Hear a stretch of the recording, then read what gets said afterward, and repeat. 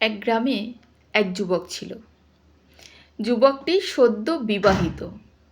তার বউটি ছিল অপরূপা সুন্দরী।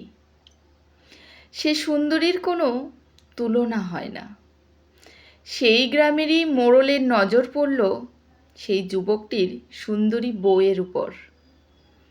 মোড়লটি মনে মনে তাকে কাছে পেতে চাইল, কিন্তু কোনো সুযোগ পেয়ে উঠল না। মোড়লটি চিন্তা করতে লাগলো কি করে তাকে কাছে পাওয়া যায়। সেই চিন্তা করে মোড়ল একদিন গ্রামের সমস্ত ছেলেদেরকে ডাকলো। সে বলল, আমার এক বন্ধুর কোম্পানিতে কিছু লোকের প্রয়োজন। তোমরা যারা যারা যেতে চাও আমাকে জানিও, আমি তার সঙ্গে কথা বলবো। মোড়লের চিন্তার মতো পরের দিন সকালে কিছু লোক এসে তাকে জানালো তারা সেই কোম্পানিতে যেতে চায়। সেই লোকগুলোর মধ্যে সেই যুবকটিও ছিল। মোড়ল মনে মনে খুশি হলো, সে তো এটাই চেয়েছিল।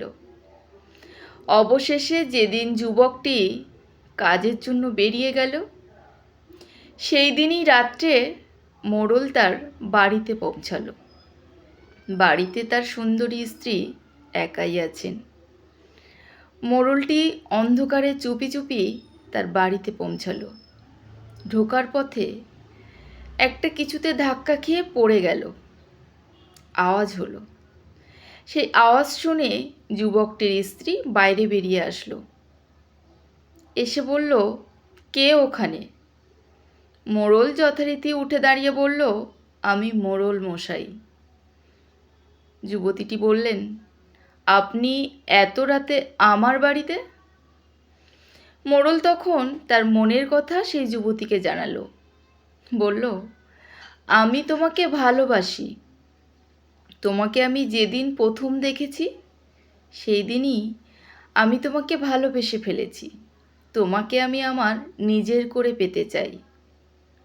যুবতীটি মুচকি হাসল, বলল, আপনি যদি আমাকে সত্যিই ভালোবাসেন তাহলে আমার কিছু বলার নেই। তবে হ্যাঁ, আপনি যদি আমার একটা প্রশ্নের সঠিক উত্তর দিতে পারেন তাহলেই আমি আপনার সঙ্গে যাব। মোড়লটি বলল, ঠিক আছে, বলো। যুবতীটি বলল, মাংসকে সংরক্ষণ করার জন্য লবণের প্রয়োজন। যদি সেই লবণটাই নষ্ট হয়ে যায় তাহলে মাংসকে সংরক্ষণ কিভাবে করবেন? মোড়ল মশাই সারা রাত ধরে সেই প্রশ্নটির উত্তর খুঁজতে লাগলো, কিন্তু কোনো উত্তর পেল না। অবশেষে সকালে সবাইকে ডাকলো। সবাইকে তিনি সেই একই প্রশ্ন করলেন, কিন্তু কেউই উত্তর দিতে পারলেন না। সভার কিছুটা দূরে একটা বৃদ্ধ বসেছিলেন। তিনি মনে মনে বিড়বিড় করে যাচ্ছিলেন, বেড়া যদি ক্ষেত খায় তাহলে ক্ষেত রক্ষা বড় দায়। এই একই কথা তিনি বারবার বলে যাচ্ছিলেন। মোড়ল মশাই তার কাছে উঠে গিয়ে বললেন, আপনি কি পাগল হয়ে গেছেন? একই কথা আপনি কেন বারবার বলছেন? বৃদ্ধ তখন হেসে বলল, আমি পাগল হয়ে যাইনি। আপনার সমস্ত কথা আমি জানি। যুবতীটি আমাকে সবটাই বলেছে। আপনার এই প্রশ্নের উত্তর আমি বলছি, শুনুন। মাংস রক্ষার জন্য লবণের প্রয়োজন। সেই লবণটাই যদি নষ্ট হয় তাহলে মাংসটা কি করে রক্ষা করবে? এই গ্রামের মোড়ল হলেন আপনি। আপনি যদি নিজেই খারাপ পথে যান তাহলে আপনি গ্রামকে কিভাবে রক্ষা করবেন? মোড়ল বৃদ্ধর কথা শুনে অবাক হয়ে গেলেন।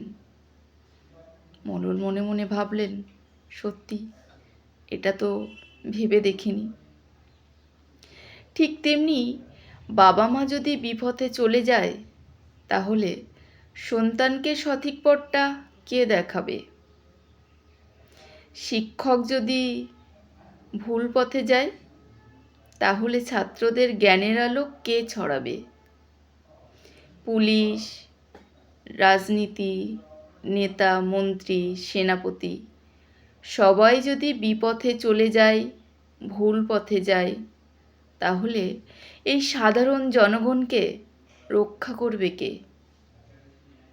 এটাই এখন আমাদের সবচেয়ে বড় প্রশ্ন।